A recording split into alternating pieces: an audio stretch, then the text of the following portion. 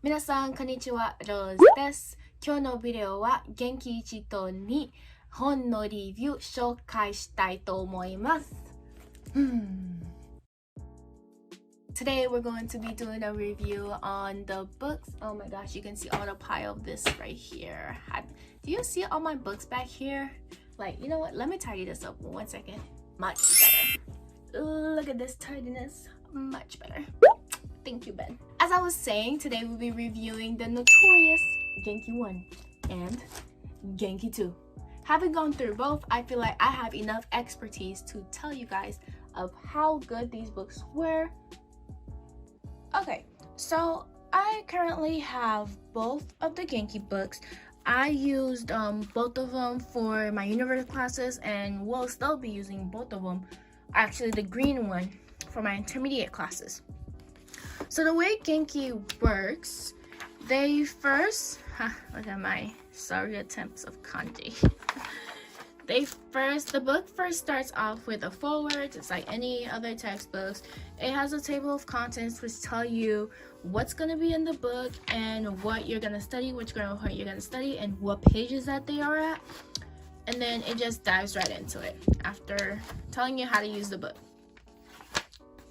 So the good thing that I like about the Genki textbook is that at first it began with showing you like the basic greetings of Japanese, as well as the kana for it and the romaji. But the romaji is later reduced. I think like in chapter 3 they take away romaji right away. I feel like they should have taken it away since the beginning of the lesson, since chapter 1, but well, if it works, it works. So like I mentioned before earlier in the video, it first starts off with the dialogue. The first chapter, nostalgia, start off with the romaji written under the hiragana to help you understand better as well as to read it better. すみません、今何時ですか？12時半です。ありがとうございます。いえ、short and sweet. And then it progressed into the English translation, as well as in the vocab, all the verbs. Well, we don't learn verbs yet in chapter 1. Oops, I forgot. It gives you some useful vocabulary that you might use, which is used daily, and then it jumps right into the grammar point. The first grammar point, it shows you like the basic structure of Japanese, like X, Y, des.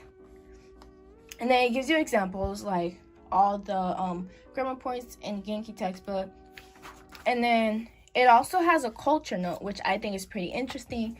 I've heard that most books or some other books, they don't really dive into the nuances of Japanese and like the different ways it could be used naturally. So I thought that was pretty interesting.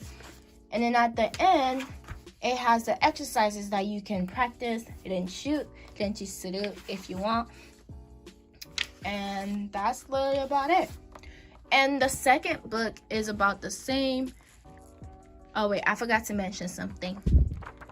At the back, when they start teaching you kanji, which is like in chapter 6, at the back it has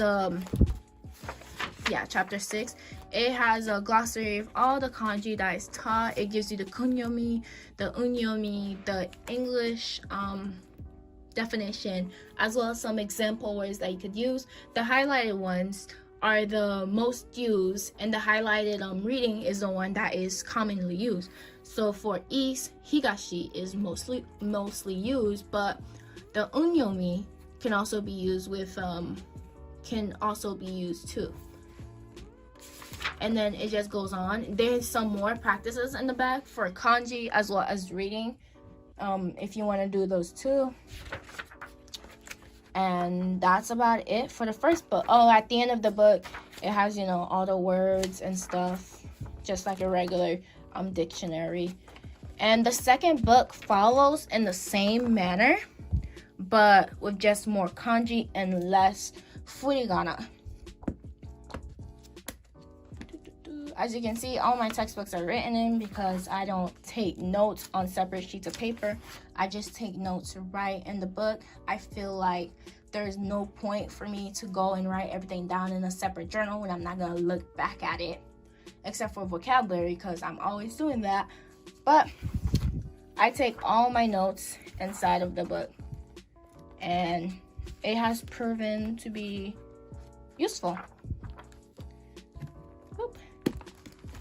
So all for all, would I recommend Genki? Yes, of course, I would 100% recommend Genki because that's what I use and I find it pretty useful. And even when I was self-studying by myself at home, it was still pretty easy to study by myself or find some help on the internet, or the sounds, the audio tracks too. Since my laptop, it doesn't have a CD player, my CD's still in the back, but I found all the audio tracks online, and it was really easy to just study by myself.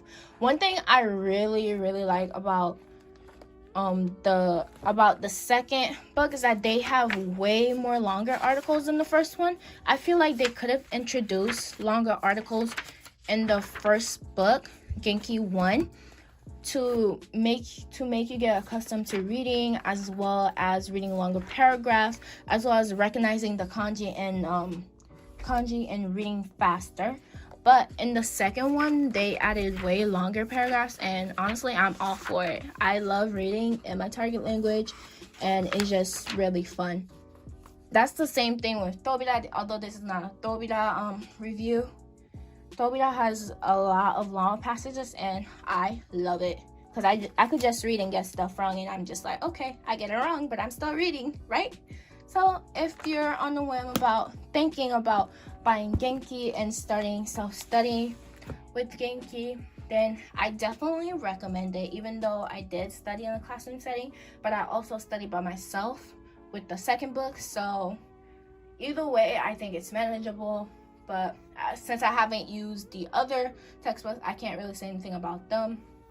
Thank you for watching my video. If you like this video, don't forget to like, comment, and subscribe. And don't forget to turn on that bell notification so you know when I post. Also, if you have any video recommendations that you'd like me to make, or any questions, just drop them down in the comment below and I'll make sure to get back to you. では、今日のビデオを見てくれてありがとうございました。次回に会いましょうね。じゃあなー。